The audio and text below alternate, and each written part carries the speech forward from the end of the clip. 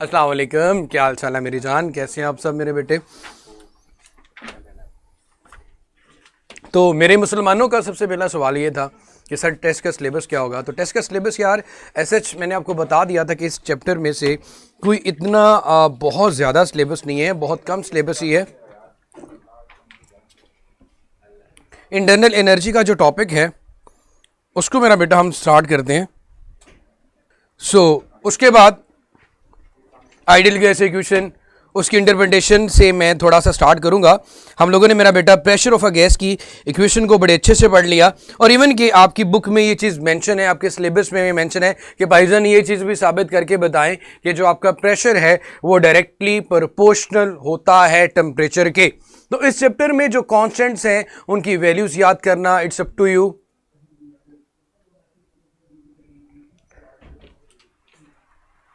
मेरे मुसलमानों, आज भी आपका टेस्ट जितना सिलेबस अभी मेरा बेटा इससे पहले डिस्कस कर चुका हूं वो मेरे बच्चे आपके पास है प्रेशर ऑफ अ गैस का। उसके बाद चार्ल्स और बॉयल्स लॉ की कुछ बात की थी हम लोगों ने, थर्मोडायनेमिक्स की डेफिनेशन की बात की थी, और आज इंटरप्रिटेशन ऑफ टेम्परेचर की मैं बात कर लेता हूं। मतलब ideal gas equation P is equal to nRT में ये चीज प्रूव करना कि P डायरेक्टली प्रोपोर्शनल है टेम्परेचर के, और कुछ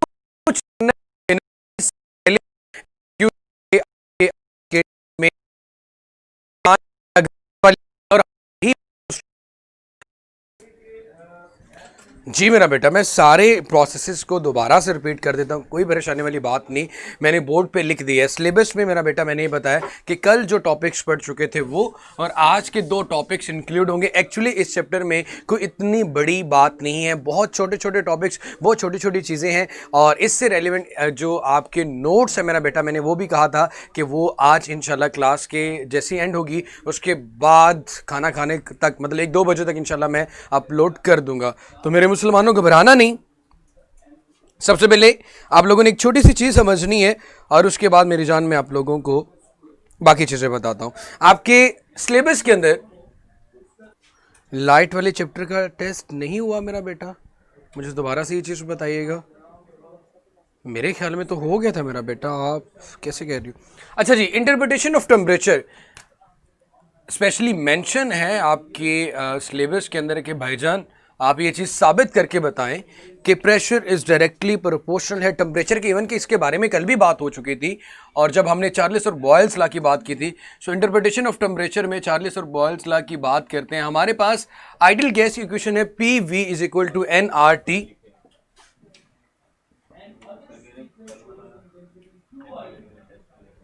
PV is equal to nRT।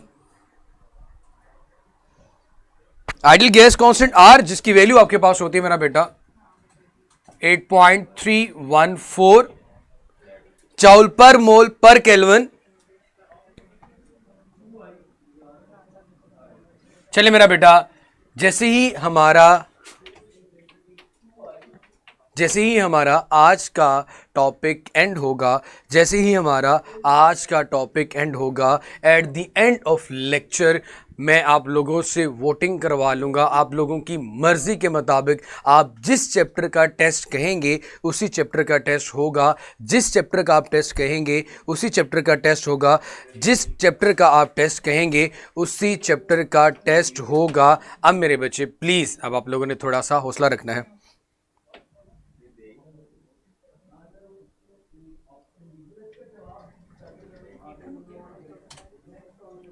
मेरे बेटे, कल हम लोगों ने एक चीज़ प्रेशर ऑफ गैस की अगर बात करो तो हम लोगों ने मेरा बेटा फॉर्मूला पढ़ा था P is equal to 2/3 N/V, और ब्रैकेट में आपके पास काइनेटिक एनर्जी आ रही थी। मेरे बेटे, कल जो हम लोगों ने ये बात कही थी कि P is directly proportional to V², तो ये मेरा बेटा वेलोसिटी है, और ये मेरी बहना कुछ परेशान थी मेरे बेटा, ये वॉल्यूम है। इनवर्सली प्रोपोर्शनल टू वॉल्यूम है और डायरेक्टली प्रोपोर्शनल टू वेलोसिटी है। मेरे ख्याल में अब किसी ने ये बोंगी मारी ना मेरे सामने कि sir how is it possible, फिर मैं उसको बताऊंगा। आइडियल गैस इक्वेशन में PV is equal to nRT आ गया। R is a gas constant जिसकी वैल्यू आप लोगों ने याद रखनी है 8.314 जूल पर मोल पर केल्विन। हम इसको मेरा बेटा इस फॉर्म में भी लिख सकते हैं, एन हम आपके पास होता है एक्चुअली स्मॉल एन एक्चुअली होता है आपके पास number of molecules divided by Avogadro's number, और इधर आ गया आर टी। मैं सिर्फ वो फॉर्म क्लियर करना चाह रहा था।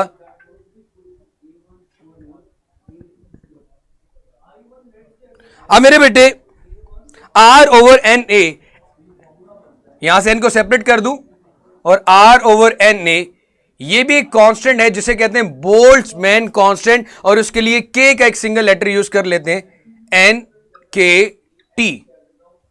ये जनाब आपके पास बोल्ट्जमैन कांस्टेंट, एक गैस कांस्टेंट है जिसे आपके पास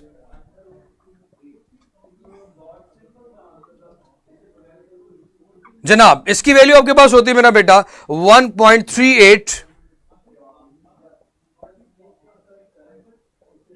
मल्टीप्लाई बाय 10⁻⁻³ जॉल पर केल्विन।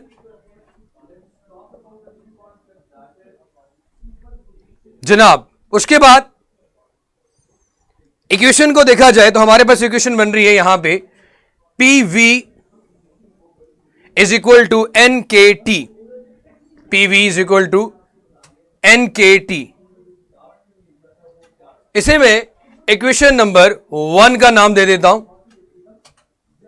मैं इंटरप्रिटेशन ऑफ टेम्परेचर करना चाह रहा हूं, टेम्परेचर को एंटर करना चाह रहा हूं प्रेशर ऑफ अ गैस वाली इक्वेशन में, तो क्या फर्क पड़ता है उसको मैं रेज करने जा रहा हूं। इसकी डेरिवेशन इसलिए करवा रहा हूं कि भाईजान आपको पता हो कि इक्वेशन कैसे आई है।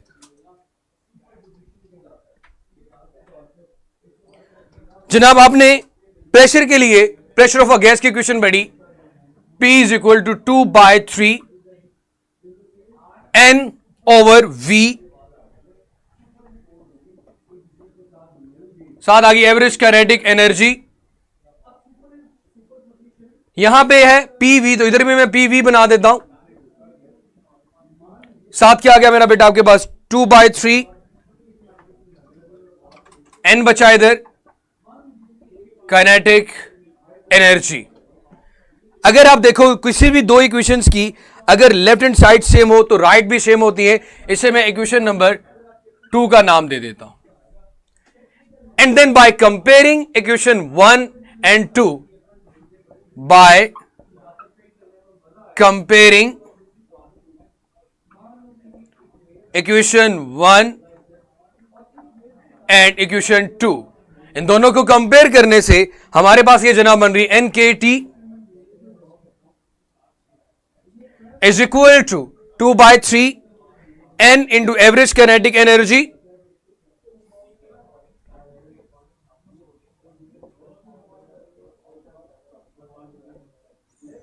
ये चीज आ गई मेरा बेटा आपके पास, एन एन के साथ कैंसिल हो जाएगा। तो जनाब क्या बचा आपके पास, इस तरफ के भी एक कांस्टेंट है, इधर 2/3 कांस्टेंट है, तो T is directly proportional to आ रहा है मेरा बेटा काइनेटिक एनर्जी के। इससे पहले हम लोग मेरा बेटा ये चीज पढ़ चुके हैं कि pressure is also directly proportional to kinetic energy. So it means T और P ये भी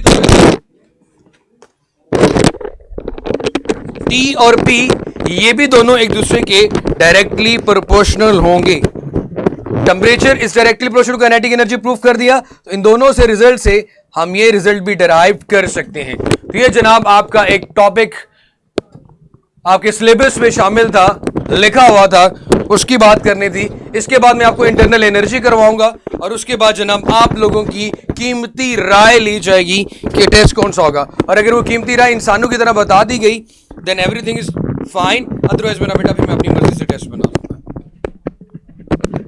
बहुत अफसोस होता है यार जब इतनी इज्जत हो लेकिन फिर भी आप लोग वो इज्जत को डाइजेस्ट नहीं कर पाते, पेट में दर्द होना शुरू हो जाता है कि सर हम आपसे इतनी तमीज से क्यों बात कर रहे हैं। ना मेरी जान ना, ऐसे नहीं करते। डॉक्टर बनना है डॉक्टर, डंगर नहीं बनना। ये कीजिएगा ज़रा एनेबल इनकी चैट को। आप लोगों ने मुझे ये चीज क्लियर करके कमेंट में बता देनी है. Is it clear now? Hot temperature is directly proportional to kinetic energy and pressure is also directly proportional to kinetic energy and pressure is directly proportional to temperature.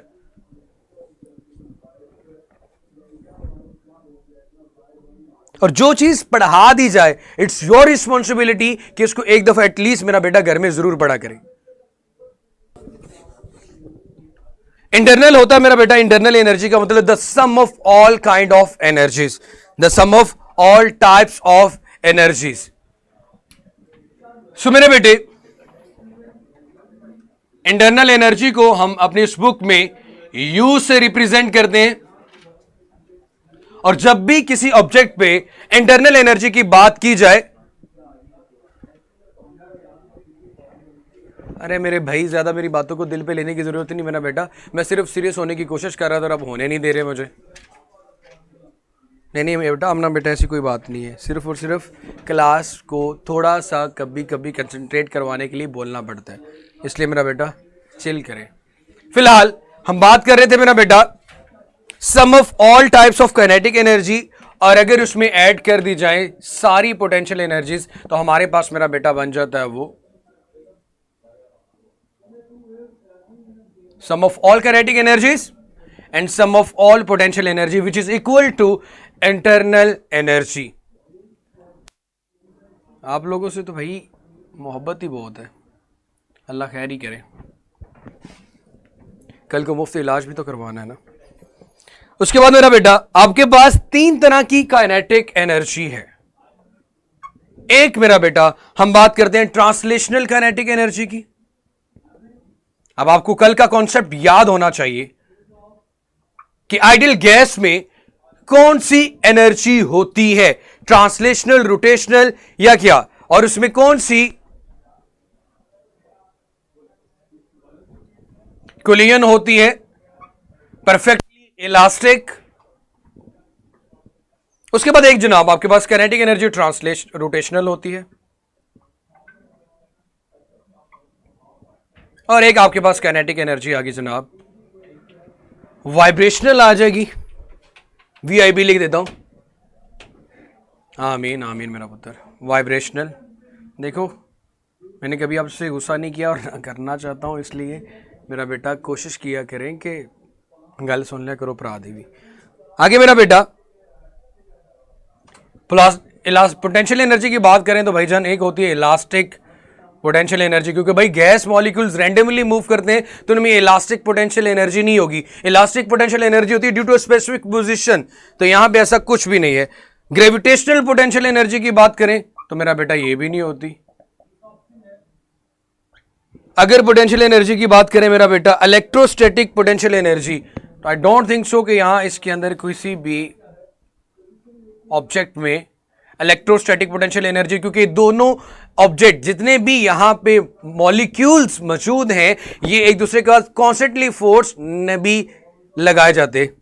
तो मेरी जान आपके पास electrostatic potential energy, so pretty obvious है रिवा बेटा, होना पड़ता है. मैंने कब कहा मैं नहीं होता, वो बंदा ही की जिन्हों गुस्सा ना आवे.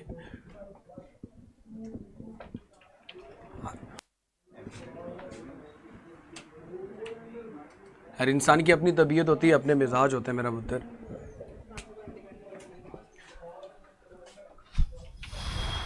अब मेरा बेटा मुझे ये बताओ कि जब आप यहां पे टोटल एनर्जी की इक्वेशन लिखना चाहोगे तो वो टोटल एनर्जी की इक्वेशन में आपके पास क्या चीज बच जाती है. देखो भाई, ना तो ट्रांसलेशनल ना तो रोटेशनल काइनेटिक एनर्जी मौजूद होती है, ना ये वाइब्रेशनल काइनेटिक एनर्जी मौजूद होती है. तो यहां से तो आपके पास सिर्फ ये वाला फैक्टर आएगा, ये वाले दोनों फैक्टर तो जीरो आएंगे, मतलब है ही नहीं. इसी तरह मेरा बेटा इलास्टिक पोटेंशियल एनर्जी की बात करें तो ये भी जीरो, ग्रेविटेशनल पोटेंशियल एनर्जी की बात करें वो भी जीरो, इलेक्ट्रोस्टैटिक पोटेंशियल एनर्जी की बात करें मेरा बेटा वो भी जीरो. सो इट मींस जो टोटल एनर्जी हमारे पास आ रही है वो काइनेटिक ट्रांसलेशनल काइनेटिक एनर्जी हमारे पास एवरेज काइनेटिक एनर्जी जो कि ट्रांसलेशनल है उसकी आ रही है. मतलब इसके अंदर जो टोटल एनर्जी है वो भी किसके को ला रही है, ट्रांसलेशनल काइनेटिक एनर्जी के, जो कि डायरेक्टली प्रोपोर्शनल है टेम्परेचर के। इट मींस कि आपकी इंटरनल एनर्जी भी टेम्परेचर के डायरेक्टली प्रोपोर्शनल है और वो प्रेशर के भी डायरेक्टली प्रोपोर्शनल आ रहे हैं। तो ये बात सारी हमारे पास प्रूव होगी कि प्रेशर और टेम्परेचर भी आपके पास इंटरनल एनर्जी से डायरेक्टली रिलेट करेंगे।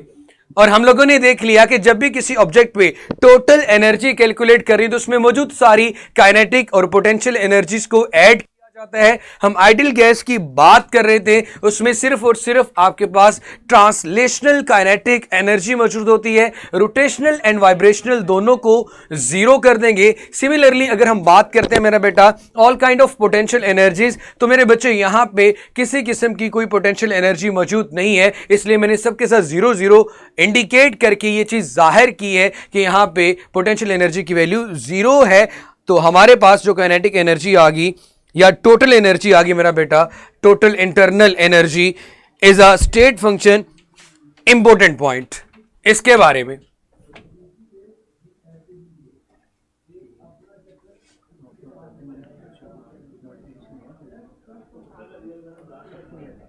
total internal energy is a state function. It mean it only depends upon initial and final temperature. एक बात तो यहां से जाहिर होगी, साबित हो चुकी है, टोटल एनर्जी इज, मेरा बेटा मैं सिर्फ और सिर्फ आपकी बात का या आपके कमेंट का जवाब इसलिए नहीं दे रहा क्योंकि मैं पॉइंट नहीं मिस कर पाऊंगा, अदरवाइज अल्हम्दुलिल्लाह बड़ी अच्छी और खूबसूरत एक्सप्लेनेशन मेरे पास मौजूद है। तो पहले कोशिश कर लें कि आप इसको सुन लें। टोटल एनर्जी इज या total internal energy is a state function. इस बात का मतलब यह बनता है भाई कि आपके पास internal energy it only depends upon initial and final temperature, not on the path followed. It only depends upon initial and final temperature. It only depends upon initial and final temperature, not on the path followed.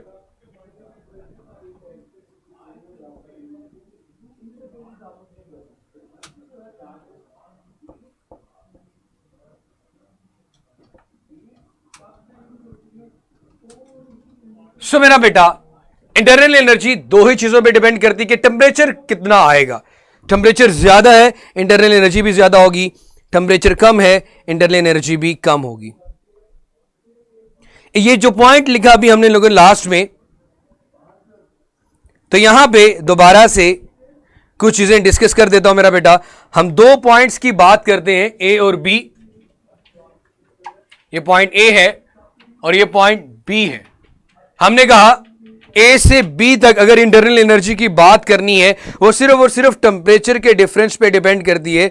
इसके अलावा मेरा बेटा इस चीज पे depend नहीं करती कि किस पाथ को फॉलो अप किया जा रहा है ए से बी तक जाते हुए। अब ए से बी तक जाते हुए एक तो स्ट्रेट लाइन में ये पाथ आ गया हमारे पास, एक हमारे पास ये पाथ आ जाता है, एक हम इसका ये पाथ बना लेते हैं। सो 1 2 3, जरा वर्क की एग्जाम्पल प्रूव करते थे। ए पे जो प्रेशर है उसे P1 कह देते हैं, वॉल्यूम को V1 और टेम्परेचर को T1। यहां पे मेरा बेटा प्रेशर P2, टेम्परेचर T2, पहले वॉल्यूम लिखा हुआ है, वॉल्यूम V2 और टेम्परेचर जनाब आ जाएगा आपके पास T2। हमने ये बात करी मेरा बेटा कि U is directly proportional to T। अगर internal energy is directly proportional to temperature, तो जितना इंटरनल एनर्जी में जो चेंज है वो किस पे डिपेंड कर रहा है मेरा बेटा, चेंज इन टेम्परेचर। और अगर टेम्परेचर में चेंज नहीं आएगा तो इंटरनल एनर्जी में भी किसी किस्म का चेंज नहीं आएगा। टेम्परेचर कांस्टेंट रहेगा, इंटरनल एनर्जी भी कांस्टेंट रहेगी, क्योंकि डायरेक्टली रिलेट कर रही है टेम्परेचर के साथ। अब मेरा बेटा हमने अभी यही बात की कि जी जो U है ओनली डिपेंड्स अपॉन, या तो T1 टेम्परेचर पे डिपेंड करती है, या T2 टेम्परेचर पे डिपेंड करती है, या चेंज इन टेम्परेचर पे डिपेंड करती है, लेकिन नॉट डिपेंड्स अपॉन कि पाथ 1 है, पाथ 2 है, या मेरे पास पाथ 3 आ रहा है। पाथ के चेंज होने से किसी किस्म का कोई फर्क नहीं पड़ता। अगर पाथ में अगर किसी चीज पे फर्क पड़ता है तो मेरा बेटा किसकी वजह से पड़ रहा होगा? टेम्परेचर में चेंज की वजह से। अब कुछ पॉसिबिलिटीज लिखते हैं। अगर मेरा बेटा हमारे पास कुछ पॉसिबिलिटीज यहां पे लिखने जा रहा हूं। फर्स्ट पॉसिबिलिटी ये है इंटरनल एनर्जी के बारे में कि भाई अगर ए से बी दोनों का टेम्परेचर सेम है, T1 और T2 दोनों आपस में इक्वल हैं, दोनों का टेम्परेचर सेम है, टेम्परेचर में किसी किस्म का चेंज नहीं आ रहा, तो मैं लिख सकता हूं कि delta T is equal to किसके इक्वल आ जाएगा मेरा बेटा? 0 के इक्वल। अगर टेम्परेचर सेम है, delta T is equal to 0 आ रहा है, तो इंटरनल एनर्जी में भी कोई चेंज नहीं आएगा, डेल्टा यू भी क्या आएगा आपके पास? 0 आएगा। और जब टेम्परेचर सेम हो उस प्रोसेस को क्या कहते हैं मेरा बेटा? Isothermal process. थर्म से आप बेटा हीट याद रखें, आइसोथर्मल प्रेशर जिसमें टेम्परेचर सेम रहता है। बार से प्रेशर याद रखें जिसमें प्रेशर सेम रहता है। कॉरिक से वॉल्यूम याद रखें जिससे वॉल्यूम सेम रहता है, कांस्टेंट रखते हैं। सो ये जनाब एक फर्स्ट पॉसिबिलिटी तो ये आ गई कि अगर इन दोनों के दरमियान टेम्परेचर सेम हो तो टेम्परेचर सेम होने से टेम्परेचर में चेंज नहीं आएगा, अगर टेम्परेचर में चेंज नहीं आएगा तो इंटरनल एनर्जी में चेंज नहीं आएगा, आइसोथर्मल प्रोसेस होगा।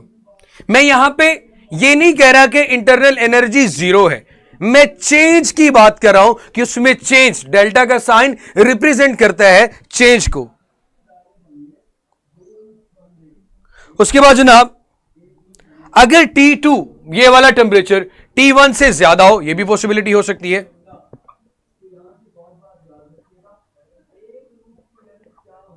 मीन के टेम्परेचर में चेंज आ गया तो आपके पास जो चेंज इन टेम्परेचर आएगा T2 माइनस T1 करेंगे तो वो पॉजिटिव ही आएगा, ज्यादा ही आएगा। T1 कम है, T2 ज्यादा है, तो डेल्टा यू की वैल्यू भी पॉजिटिव आएगी।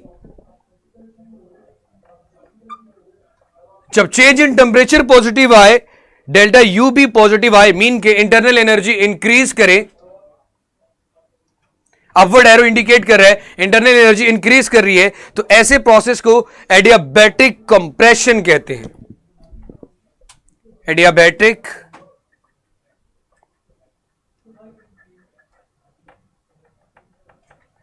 कंप्रेशन। उसके बाद मेरा बेटा थर्ड पॉसिबिलिटी यह भी हो सकती है कि अगर T1 ग्रेटर देन हो T2 से तो इसके उलट हो जाएगा मेरा बेटा। T1 T2 से ग्रेटर होगा, जो चेंज इन टेम्परेचर नेगेटिव आएगा, इंटरनल एनर्जी भी नेगेटिव आएगी।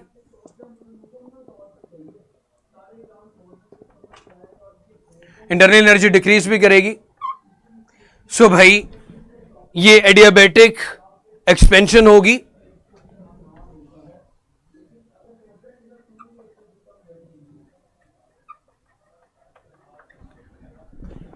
सो ये तीन पॉसिबिलिटीज इसके साथ आगे मेरा बेटा।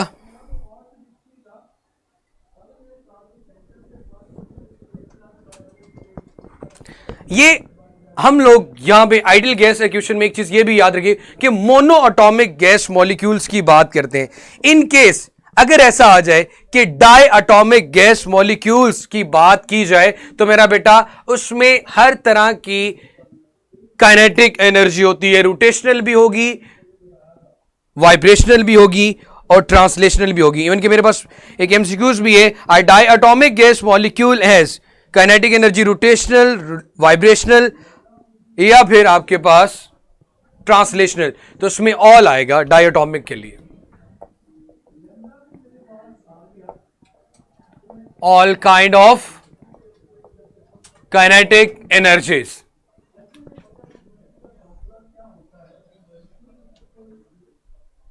जी मैं आप लोगों का ज़रा चैट एनेबल करने जा रहा हूँ, यहाँ तक मेरा बेटा ज़रा मुझे कंफर्म बता दें, और आप लोगों की जो भी बातें थी और ईबा या जो हीरा जो बात करना चाह रहे थे मेरा बेटा बताइएगा। JBH का मतलब मुझे बड़े अच्छे से पता है और इसके अलावा इसका जवाब भी मुझे बड़े अच्छे से आता है। तो मेरे बच्चे ज़रा जल्दी से मेरे बेटा बात कीजिएगा, क्या करना चाह रहे हैं, इससे रेलिवेंट टॉपिक से हट के जो भी बात करनी है मेरा बेटा कीजिएगा ज़रा। अगर टेम्परेचर T1 पहले वाला ज़्यादा हो बाद वाला कम हो, चेंज निकालोगे तो आंसर माइनस में आएगा। अच्छा नो क्वेश्चन मेरा बेटा। अब मेरे बच्चे आप मुझे ये चीज़ बता दें कि अगर आप लाइट वाले चैप्टर का टेस्ट दोबारा से देना चाहते हैं तो मैं वो ऐड करवा देता हूँ, और अगर आप इस चैप्टर का यहाँ तक इंटरनल एनर्जी तक ये जो भी है इस बात को मोस्टली इवन कि हम अपने फ्रेंड सर्कल में जब अगले बंदे को सीधी सीधी सुनानी हो तो इस तरह का जवाब देते हैं, जो बात है भाई मैंने तो ये बात कहनी है कह दी है। जैसे इन्होंने बोला कि सर आप कभी कभी बहुत हाइपर हो जाते हैं, और साथ ही लिख दिया मेरा बेटा जो बात है। तो मैं तो इस चीज़ को खैर अगर कंसीडर करूं बदतमीज़ी में तो फिर जवाब गलत हो जाएगा, इसलिए मैं नहीं चाहता यार मूड खराब हो। सर ह्यूमन बॉडी का टेम्परेचर रहता है इवन जितना मर्जी हार्डवर्क किया जाए, if we 2% walk 2 kilometre and 1 kilometre respectively then internal energy will remain same at the finishing line if the temperature remain constant. Kinetic energy internal energy की बात की जाए तो हमारे पास हमेशा एक आइडियल एनर्जी कंजर्वेशन रहती है, टोटल एनर्जी सेम रहती है। जी जनाब जरा जल्दी से बताइएगा इस चैप्टर का टेस्ट। ओके जल्दी से मेरा बेटा बताएं, फिर उसके अकॉर्डिंग बात करते हैं। लाइट एक इसी चैप्टर का, सात दुर्रे, बाकी लोग भी मेरा बेटा जो क्लास में है ज़रा जल्दी से बता दें इस चैप्टर का। ताइबा लाइट, सात इंटरनल। मेरा बेटा एक बंदा एक टाइम कमेंट करे और बाकी लोग भी मुझे बताएं। Junaira light this chapter. Sana Saad again बेटा आपका वही कमेंट आ रहा है, मैंने बोला आपकी बात एक दफ़ा हो चुकी है। Heat and thermodynamics light sir adiabatic का बताएं। Internal energy as you wish sir. Light isothermal compression repeat कर दे काइंडली। अगर आपके पास इंटरनल एनर्जी इंक्रीज हो रही हो, बॉडी की इंटरनल एनर्जी इंक्रीज हो रही हो, तो मतलब टेम्परेचर भी इंक्रीज हो रहा है। जब टेम्परेचर इंक्रीज होगा काइनेटिक एनर्जी इंक्रीज करेगी, इंटरनल एनर्जी भी इंक्रीज करेगी, और उस वक्त जब आपके पास गैस मॉलिक्यूल्स को कंप्रेस किया जाएगा तो इसे एडियाबैटिक कंप्रेशन भी कहते हैं। इसलिए मेरा बेटा मुझे पता नहीं था कि आपने किस सेंस में बोला, इसलिए मैंने कोई जवाब नहीं दिया। T1 ग्रेटर देन T2, अगर टेम्परेचर में डिक्रीज आएगा काइनेटिक एनर्जी डिक्रीज करेगी, इंटरनल एनर्जी भी डिक्रीज करेगी, इसे एडियाबैटिक एक्सपेंशन कहते हैं। जी अगर एनर्जी में चेंज जीरो आ रहा है, क्योंकि internal energy depends upon temperature, no temperature depends upon internal energy. अगर टेम्परेचर में चेंज जीरो है तो इंटरनल एनर्जी में चेंज जीरो होगा। मैंने इंटरनल एनर्जी जीरो नहीं बोली, मैं उसमें चेंज की बात कर रहा हूं। जी मेरा बेटा थर्ड पॉइंट भी हमारे अभी यही किया कि अगर टेम्परेचर डिक्रीज कर रहा हो, काइनेटिक एनर्जी डिक्रीज करेगी, इंटरनल एनर्जी डिक्रीज करेगी, इस प्रोसेस को एडियाबैटिक एक्सपेंशन कहते हैं। जी मेरा बेटा फिर हम ऐसे करते हैं, हम इंटरनल एनर्जी वाले चैप्टर का ही टेस्ट लेते हैं, उससे रेलिवेंट जो होना था फिर देखी जाएगी। और आप लोग मेरा बेटा बड़े आसानी से इजीली कर लोगे, कुछ मुश्किल नहीं है इसमें। नहीं आज टेस्ट नहीं है मेरा बेटा, आज आप लोगों का जो है वो फुल लेंथ टेस्ट ही होगा, जो भी आपका होता है मेरा बेटा। अच्छा कुछ एक छोटे छोटे की पॉइंट्स हैं वो समझ लेते हैं। हमारे पास कुछ कन्वेंशंस होती हैं वर्क के लिए और एनर्जी के लिए फॉर थर्मोडायनेमिक प्रोसेस में, कि वर्क को पॉजिटिव कब हम कंसिडर करते हैं, नेगेटिव कब कंसिडर करते हैं, तो उसकी वैल्यू थोड़ी सी बात कर लेते हैं ताकि कुछ एमसीक्यूज़ में आपको ये समझने में आसानी हो। हालांकि आपके टॉपिक का हिस्सा नहीं, लेकिन फिर भी कुछ कन्वेंशंस देख लेते हैं। जी थर्मोडायनेमिक्स का टेस्ट है, हीट एंड थर्मोडायनेमिक्स का टेस्ट है। Conventions for work and energy, conventionally हम इन्हें कैसे डील करते हैं, कब किसकी वैल्यू पॉजिटिव लेते हैं, for work and heat in thermodynamics. सबसे पहले मेरा बेटा बात करते हैं वर्क की। अगर वर्क सिस्टम परफॉर्म कर रहे हैं, it means if work done by the system, उनके बहुत से लोग यही समझते हैं कि आप सिस्टम को हीरो कंसिडर कर लें, अगर हीरो साहब काम कर रहे हैं तो वर्क पॉजिटिव होगा। ठीक है मेरा बेटा, ठीक है मेरा बेटा तैयबा, उसका भी हो जाएगा। वर्क फिर नेगेटिव कब होगा, जब work done on the system, system के ऊपर वर्क किया जाए,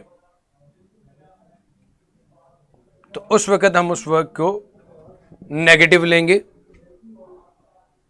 टेस्ट टाइमिंग क्या है, मेरे ख्याल में वही टेस्ट टाइमिंग है जो बेटा इससे पहले होती थी, 6 बजे, 6 बजे सही है। जब सिस्टम से वर्क परफॉर्म किया जा रहा होता है मेरा बेटा, उस वक्त एक्सपेंशन होती है, और जब सिस्टम पे वर्क किया जा रहा होता है उस वक्त कॉन्ट्रैक्शन मीन के कंप्रेशन होती है, कॉन्ट्रैक्शन। जी 6 PM।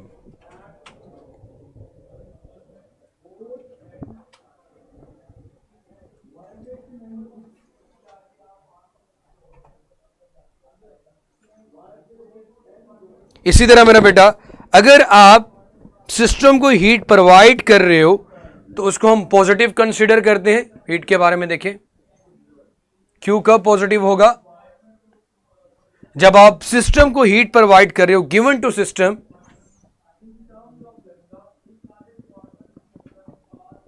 उस वक्त हम हीट को पॉजिटिव ले रहे होते हैं। और अगर हीट नेगेटिव कब होगी, जब ये मेरा बेटा taken from the system, when it is taken from the system, तो मेरा बेटा हीट को नेगेटिव लिया जाता है।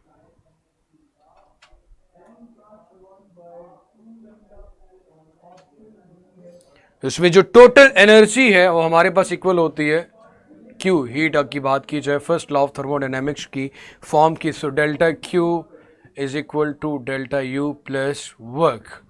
हीट एनर्जी जो कि कन्वर्ट हो जाती है इंटरनल एनर्जी में, प्लस जो कि वर्क परफॉर्म किया जाता है। वैसे ये मैनिफेस्टेशन है लॉ कंजर्वेशन ऑफ एनर्जी की, manifestation for the law conservation of energy कि टोटल एनर्जी हमेशा सेम रहती है।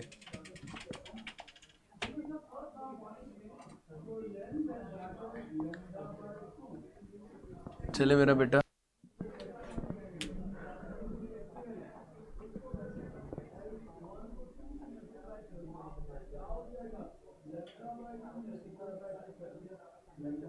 सो मेरा बेटा यहाँ तक ही आज का जो हमारा टॉपिक है।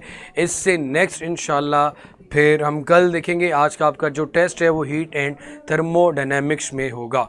जी केमिस्ट्री फिजिक्स में कन्वेंशंस डिफरेंट होती हैं मेरा बेटा, इसलिए मैंने आपको बता दिया था कि कुछ फॉर्म्स वहाँ पे डिफरेंट होंगी। इसके अकॉर्डिंग मैंने फिजिक्स के अकॉर्डिंग बता दिया आपको मेरा बेटा, केमिस्ट्री के अकॉर्डिंग खुद हैंडल कर लेना। सर आज सारी एनर्जी सर फरहान ने ख़त्म कर दिया, आज जीरो एनर्जी के साथ लेक्चर लिया। सर फरहान ने एनर्जी कैसे बेटा आपकी एक्सट्रैक्ट कर ली थी क्या, या ब्लड ग्रुप ले लिए? चले मेरा बेटा, अपना बहुत सारा सा ख्याल रखें, खुश रहें, जीते रहें, आबाद रहें। लेक्चर के एंड पे अपना फीडबैक भी मेरा बेटा ज़रूर दे दीजिएगा। और आपका जो टेस्ट है वो इसी चैप्टर से होगा इंशाल्लाह। फिर कल का लेक्चर के बाद हम सेकेंड ईयर स्टार्ट कर देंगे। अल्लाह हाफिज़।